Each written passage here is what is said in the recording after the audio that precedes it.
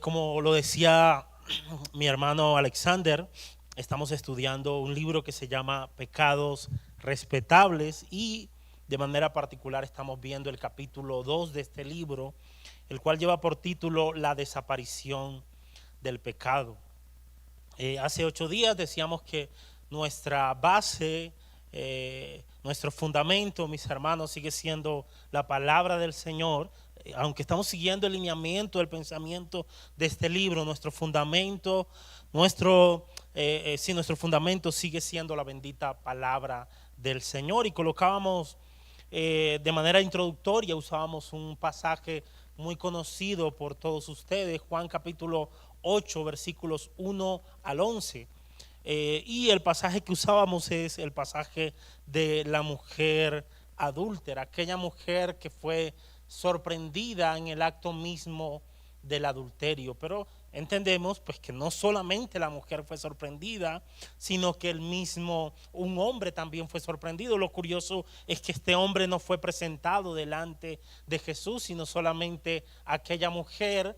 Y los hombres que presentaron a aquella mujer delante de Jesús, que eran los fariseos y eran los escribas, demandaban que aquella mujer fuera apedreada basada en la ley de Moisés. Leíamos el Levítico capítulo 20, versículos 10, donde claramente Moisés, inspirado por el Señor, dice que tanto hombre y mujer adúltero, el que adulteró, aquella y aquel que adulteró, debían ser apedreados. Pero estos hombres solo trajeron a aquella mujer. Habían olvidado no solamente el pecado de aquel hombre, sino también habían olvidado sus propios pecados. Ya eso lo vimos, pueden acudirlo de manera detallada nuestro canal, solamente como para hacer un recorder y rápido. Y todo esto, mis hermanos, para hablarle precisamente de ese segundo capítulo del libro que lleva por título La desaparición del pecado. Decíamos que lo que quiere argumentar o el problema que presenta el autor en este segundo capítulo es que el pecado parece haber desaparecido por completo en nuestra cultura. De hecho, decíamos que el autor cita a algunos teólogos. Yo solamente traje a colación a un teólogo llamado Donald Carson. Él dice que lo más frustrante de ir a evangelizar a las universidades es que los estudiantes no son conscientes de su pecado. Saben muy bien cómo cometerlos, pero no son conscientes de eso. Yo decía que esto no solamente se da entre los universitarios, sino entre la cultura en general. Pero el autor no solamente argumenta que el pecado parece haber desaparecido, más bien el concepto del pecado parece haber desaparecido en nuestra cultura, sino que también dice que el concepto del pecado parece haberse suavizado en medio de nuestras iglesias, en medio de la iglesia evangélica. Yo les decía que el autor trae a colación el estudio de una socióloga. Ella analiza 47 sermones procedentes de ministros bautistas y presbiterianos, y ella llega a algunas conclusiones un poco lamentables, y a la conclusión que llega se las leí hace 8 días y no la voy a volver a leer hoy porque pues no traje el libro y tampoco era mi intención leerla. Decíamos, mis hermanos, que lo que quiere dejar el autor por medio de este segundo capítulo es que sin importar el lugar que ocupen esos pecados aceptables en nuestra mente, en el espectro de nuestras conciencias personales, sin importar el lugar que ocupen allí, mis hermanos, esos pecados aceptables siguen siendo pecados graves delante de Dios, graves ante la vista de Dios, y merecen su juicio. Hasta allí llegamos prácticamente. Luego hicimos un ejercicio. Acá tengo la lista, ya ahorita la leo, de esos pecados aceptables o esos pecadillos, como le llama en ocasiones el pastor Edgar. Así que vamos a continuar en este día, mis hermanos, y quisiera que hoy viéramos algunos ejemplos de esos pecados aceptables, de esos pecados que no consideramos tan graves, de esos pecados que pensamos que son como menos pecados que los demás. Hay algunos pecados que tenemos en alguna categoría y pensamos que son graves, pero hay otros pecados que pareciera que no fueran pecados. Pero vamos a ver delante de la palabra que cada pecado, que pecado es pecado y es grave delante de Dios y es infracción de la ley de Dios y merece el castigo del Señor, merece el castigo de Dios, y nosotros deberíamos, mis hermanos, arrepentirnos y gemir, dolernos por esos pecados respetables o esos pecados aceptables, y deberíamos apartarnos de ellos también.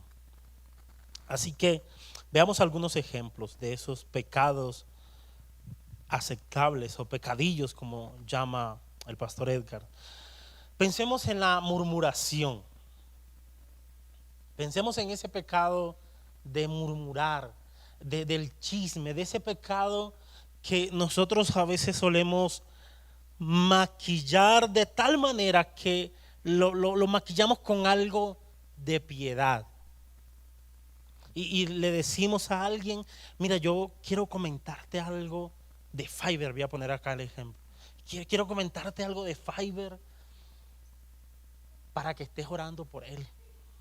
O de hecho para que ayunes por él. Y comienza a murmurar. Y comienza a murmurar. Mis hermanos, debemos decir que no solamente la persona que está hablando está cayendo en este pecado, sino también aquel que está prestando su oído para caer en este pecado. Y a veces nos escandalizamos como aquellos hombres que estaban escandalizados por un adulterio que está bien, pero ellos no estaban escandalizados por su propio pecado. Recuerden, ¿quién es capaz de lanzar la primera piedra contra esta mujer? Que lance una piedra contra ella. Ninguno fue capaz de hacerlo. Fueron acusados por sus propias conciencias y se fueron. Solamente quedó Jesús y aquella mujer solos en el templo. Todos se fueron. Así que, mis hermanos, a veces nos escandalizamos por algunos pecados, pero por otros que siguen siendo pecados delante del Señor, como que nos quedamos quietos, como que no pasa nada. Y uno de esos, mis hermanos, es precisamente la murmuración. Noten lo que dice Números, y quiero que vayan conmigo. Esta historia ustedes la conocen, y pues si alguno no la conoce hoy la va a conocer. Números capítulo 12, versículos 1 al 15. Recuerden, estamos hablando de la murmuración, de ese pecado que tiene que ver con hablar mal, con hablar en contra de mi hermano, con dañar el corazón, la reputación de mi hermano, de mi hermana. Miren lo que dice la palabra. María y Aarón hablaron ¿contra quién? Contra Moisés a causa de la mujer cusita que había tomado, porque él había tomado mujer cusita, y dijeron, solamente por Moisés ha hablado Jehová, ¿no ha hablado también por nosotros? Y lo oyó Jehová, y aquel varón Moisés era muy manso para que todos los hombres, y aquel varón Moisés era muy mansos, más que todos los hombres que había sobre la tierra. Luego dijo Jehová a Moisés, a Aarón y a María, salid vosotros tres al tabernáculo de reunión. Y salieron ellos tres. Verso 5. Entonces Jehová descendió en la columna de nube y se puso a la puerta del tabernáculo y llamó a Aarón y a María y salieron ambos. Interesante, mis hermanos. Dios mismo llamando a confrontar a dos murmuradores, a personas que estaban murmurando contra Moisés. Y él les dijo, oíd ahora mis palabras, cuando haya entre vosotros profeta de Jehová, le apareceré en visión, en sueños hablaré con él. no así a mi siervo Moisés, que es fiel en toda mi casa. Interesante, ¿no, mis hermanos? Todo lo contrario de lo que estas personas estaban hablando en contra de Moisés. Cara a cara hablaré con él, y claramente, y no por figuras, y verá la apariencia de Jehová, porque pues no tuviste temor de hablar contra mi siervo Moisés.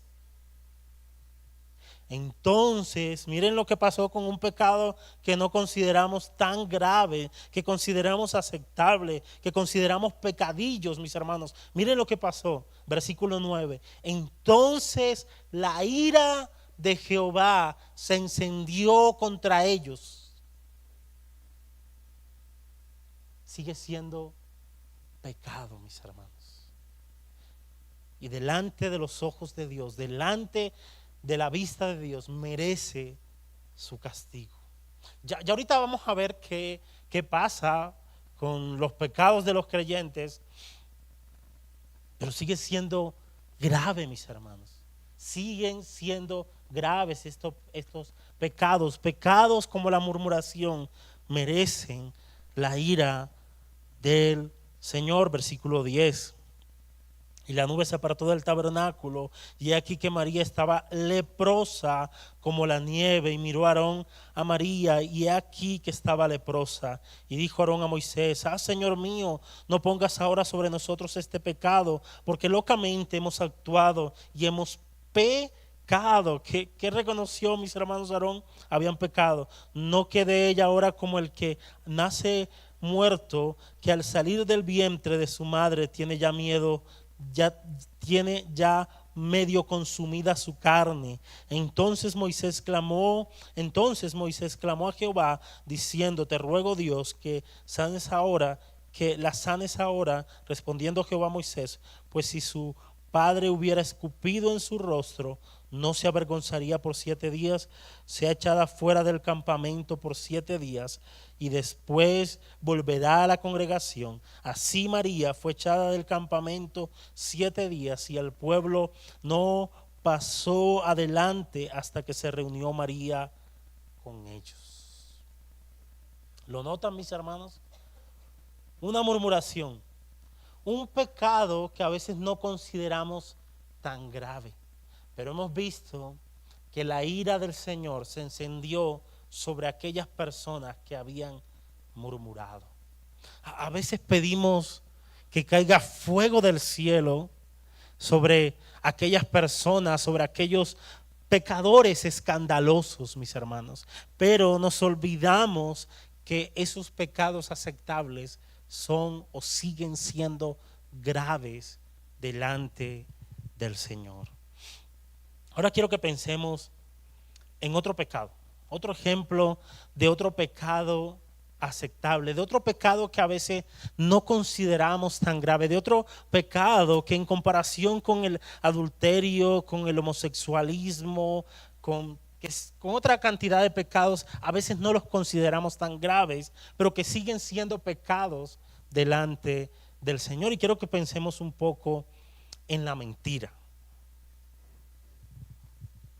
¿Cierto? De hecho, hay algunos que le llaman mentiras piadosas. Imagínense ese nombre. Mentiras piadosas. O mentiras, creo que blancas, no me acuerdo si le llaman algo así. Mentiras piadosas, sí estoy seguro.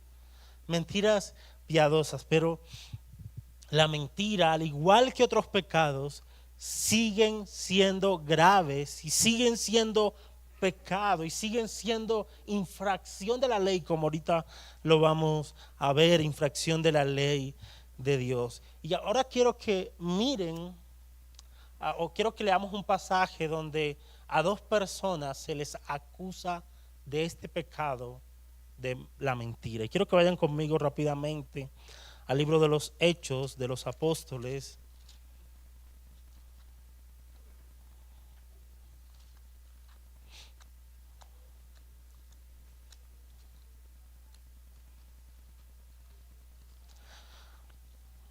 Vuelvo e insisto en esto, mis hermanos, la idea no es que usted deje de mirar aquellos pecados que conocemos como escandalosos, deje de mirarlos de esa manera. No, esa no es la idea. La idea es que usted siga viendo esos pecados como graves delante del Señor. Pero no solamente eso, sino estos pecados también los vea graves como lo que son delante del Señor. Esa es la idea. La idea no es que salgamos de acá, no, ya no veo ese pecado tan grave. No, la idea es que podamos ver toda clase de pecado, todos los pecados graves delante del Señor y que podamos acudir al trono de la gracia pidiéndole al Señor misericordia y pidiéndole al Señor su gracia para poder caminar en santidad y para poder huir aún de estos pecados que llamamos o que se les llama pecados aceptables. Miren lo que dice Hechos.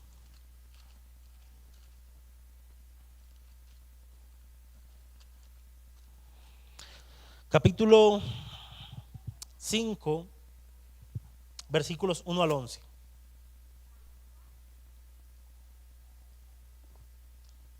Estamos pensando en el pecado de la mentira. Y miren lo que dice la palabra.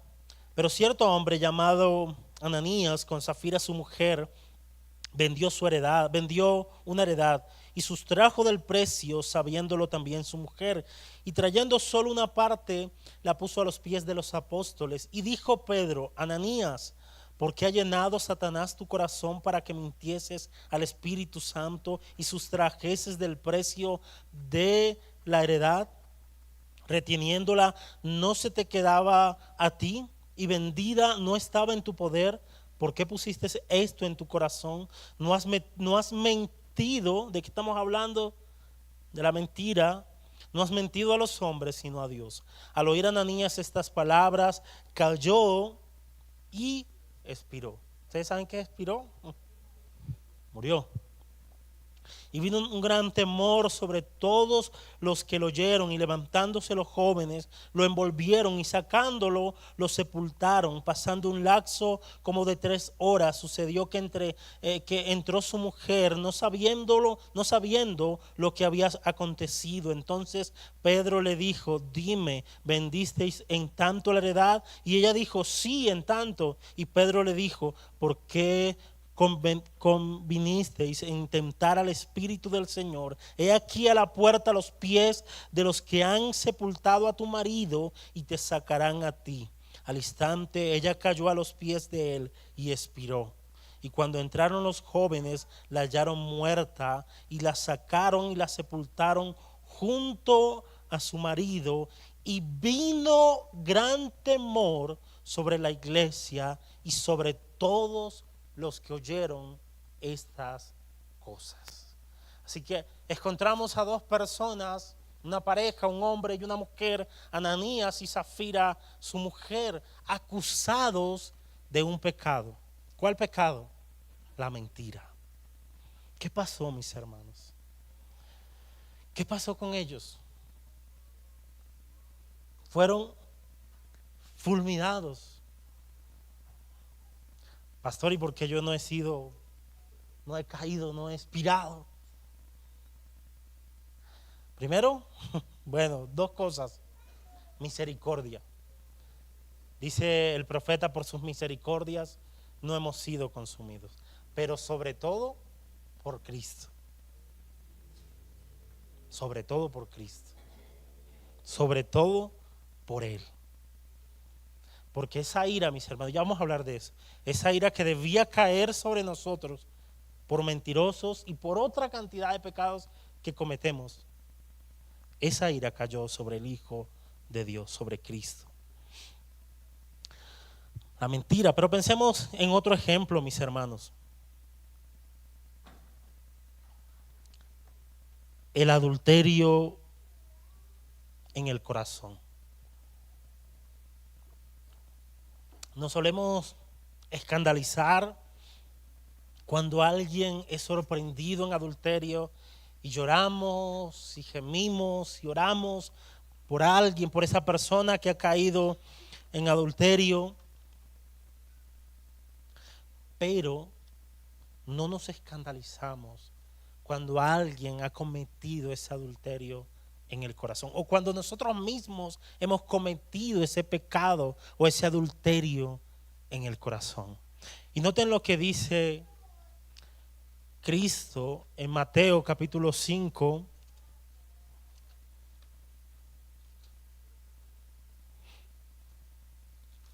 Mateo capítulo 5, versículos 27 y 28.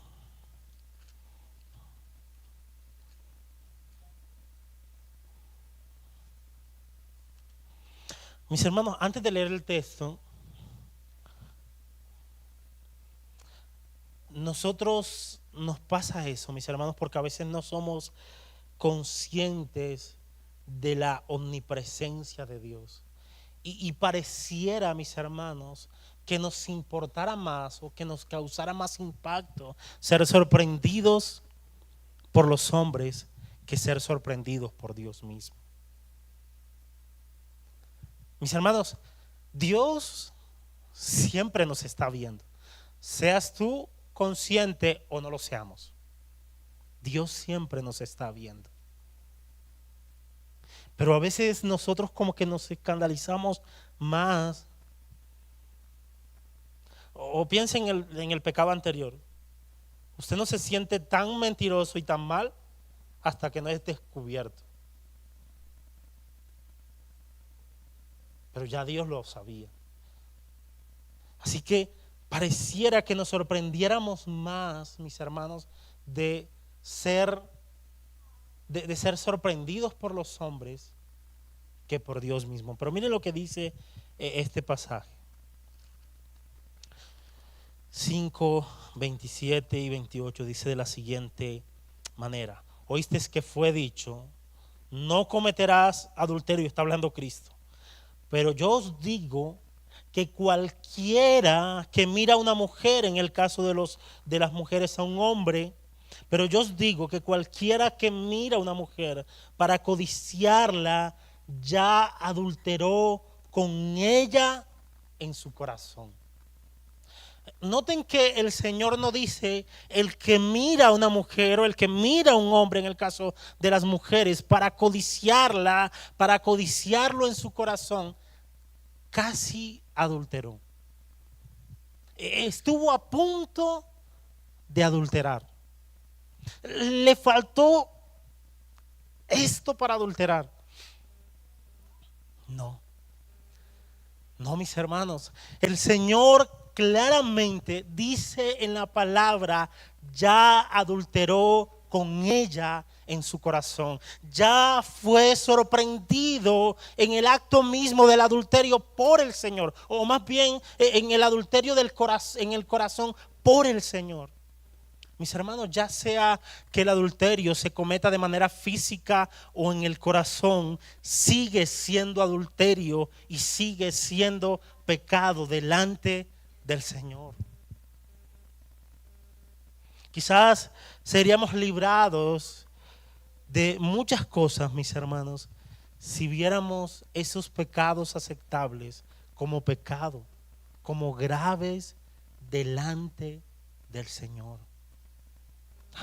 No pasa nada si yo voy y pasa como la mujer adúltera. ¿Recuerdan la historia? Para que alguien fuera apedreada en la antigüedad o apedreado en la antigüedad, no era suficiente verlos salir de la misma habitación, no era suficiente ni siquiera verlos acostados en la misma cama, era necesario verlos en el acto mismo del adulterio para que se aplicara la pena capital sobre aquellas personas. Pero el Señor va mucho más allá y dice, no. Con el solo hecho de que ya la codicies, o lo codicies en tu corazón, ya has adulterado. Mis hermanos, el punto es que debemos gemir por estos pecados también. Debemos orar al Señor y arrepentirnos de eso también. Y decirle, Señor, obra en mi corazón, Señor, sigue santificando mi vida y sigue purificando mi corazón y sígueme haciendo conforme al carácter de nuestro precioso Salvador Jesucristo. Y el punto, mis hermanos, no es buscar una religiosidad externa. No es solamente que nos vean externamente bien, sino que en el corazón, mis hermanos, el Señor, pedirle al Señor que siga obrando y que podamos buscar agradarle a Él en todo. Que el Señor nos ayude. No sé si tenga tiempo ya, pero vamos a ver dos ejemplos más de esos pecados aceptables, de esos pecados que no consideramos tan graves, pero que la Biblia sí los considera graves. Pensemos en el resentimiento o el odio. Y no quiero que se muevan de allí de Mateo capítulo 5, pero bueno, pensemos en alguien que dice, pastor, lo que pasa es que, bueno, yo la odio o lo odio, pero pues no le deseo ningún mal. Hasta oro por ella. Hasta oro por ella, pastor. Y por él también oro. Pero lo odio. No le deseo ningún mal, pero lo odio. O la odio. Y pastor, desde que yo no coja un cuchillo, un arma, incluso desde que yo no le desee mal, pues yo creo que está bien. No pasa nada. Pero ¿qué dice la palabra, mis hermanos? Mateo capítulo 5.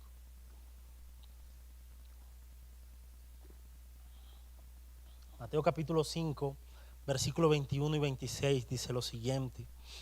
21 al 26 hoy. 21 al 26. Dice, oíste que fue dicho a los antiguos, no matarás, y cualquiera que matare será culpable de juicio. Pero yo os digo que cualquiera que se enoje contra su hermano será culpable de juicio. Y cualquiera que diga necio, alguien decía, estaba leyendo un libro esta semana, y decía el foco de la ira es la reacción a una situación.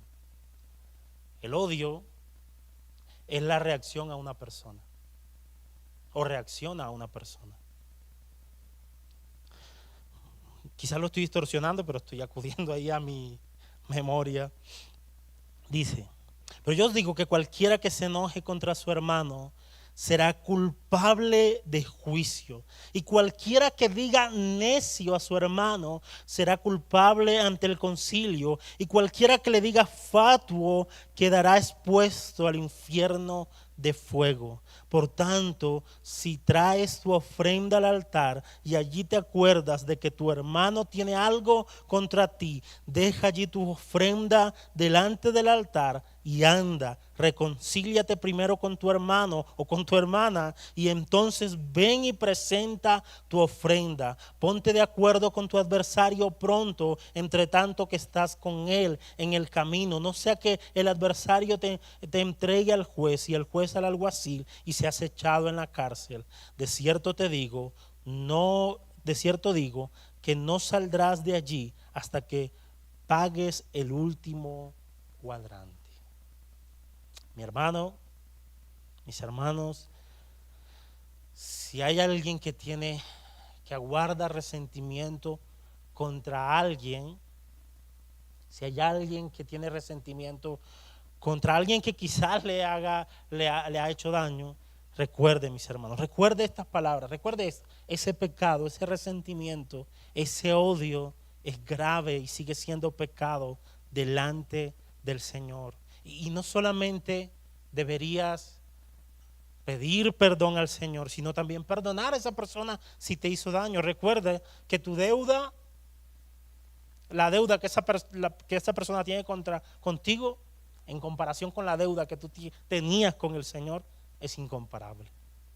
Si Él nos perdonó, mis hermanos, ¿cómo nosotros no habremos de perdonar a aquellos que nos han ofendido? Así que si hay alguien disgustado, diría mi abuelo, ofendido ojalá sea una buena oportunidad para acercarse, reconciliarse y pedir perdón. Pensemos en otro pecado, mis hermanos, que suele ser visto como Incluso a veces, este sí que es un pecado aceptable y este sí que a veces no lo vemos como pecado. Y es el pecado de la omisión. Miren lo que dice Santiago capítulo 4, versículo 17. Normalmente, mis hermanos, nosotros cometemos muchas cosas que no deberíamos hacer, que no deberíamos cometer y ofenden al Señor, pero, mis hermanos, dejamos de hacer muchas otras que son igualmente pecado delante del Señor y que son graves delante del Señor. Miren lo que dice Santiago, capítulo 4, versículo 17, dice de la siguiente manera: y al que sabe hacer lo bueno y no lo hace, le es pecado. Pastor, yo tengo unas ganas tremendas de evangelizar a mis vecinos, pero me las aguanto. Pero no mira eso como pecado. Pastor, yo tenía unas ganas de traer algo para la canasta de amor.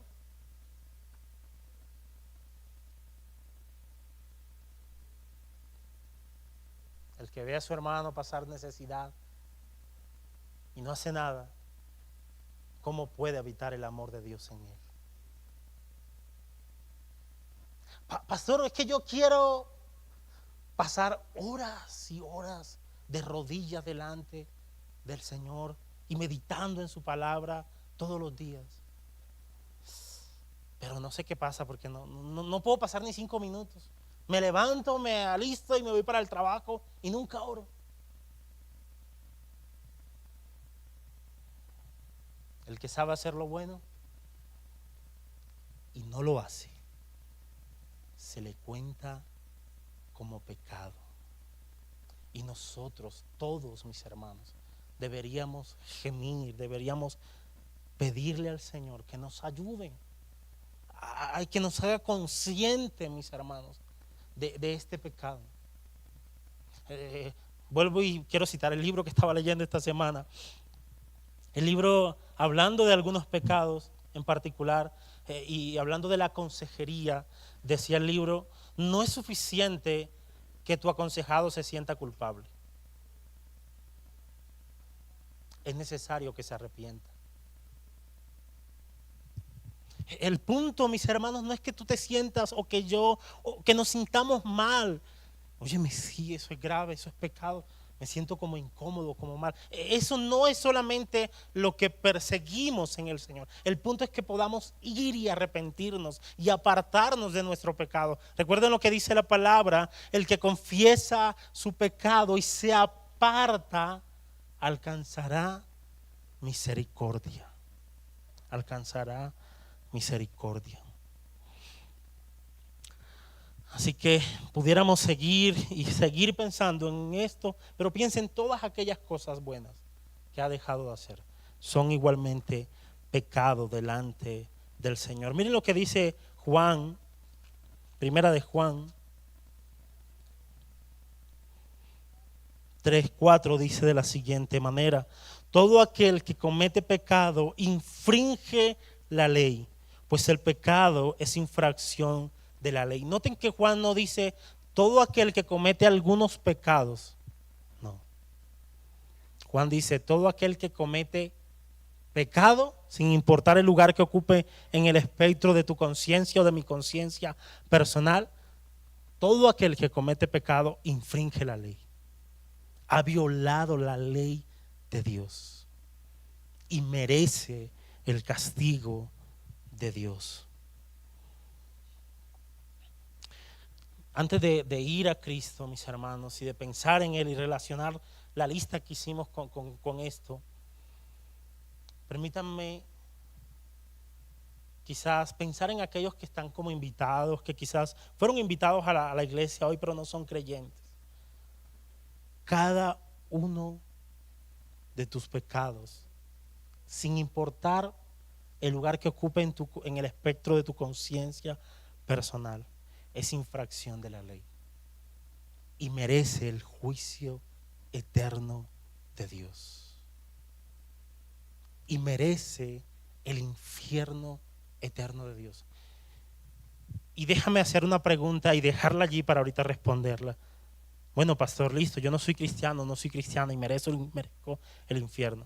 Pero ¿y los pecados de los cristianos? ¿Acaso no merecen el infierno? Sí, y ya lo vamos a ver. Miren mis hermanos, nuestro orgullo, y ahora sí voy a leer la lista que tienen ustedes acá. Nuestro orgullo, el vocabulario agresivo, la impaciencia, el enojo, la ansiedad, las mentiras piadosas que tengo acá en la lista que ustedes hicieron, la ansiedad, el orgullo, la rebeldía, la falta de dominio propio, pereza, procrastinar, el ego, la imprudencia, la murmuración, el exceso de palabras, la queja, la ira, la omisión, la pérdida de tiempo, la falta de contentamiento, la falta de perdón, la vanidad, el rencor, la manipulación, la idolatría invisible, como diría nuestra hermana Amy, los gestos. Recuerdan la cita que citaba, el salmo que citaba nuestro hermano Alexander hace 8 días. La conmiseración, el adulterio en el corazón, la hipocresía y otros pecados más, mis hermanos, que quizás se nos escapan. Todos esos pecados son graves delante de Dios porque han violado su ley. Y para que veamos un poco más serio la gravedad de este pecado, noten lo que dice Gálatas capítulo 3, versículo 10.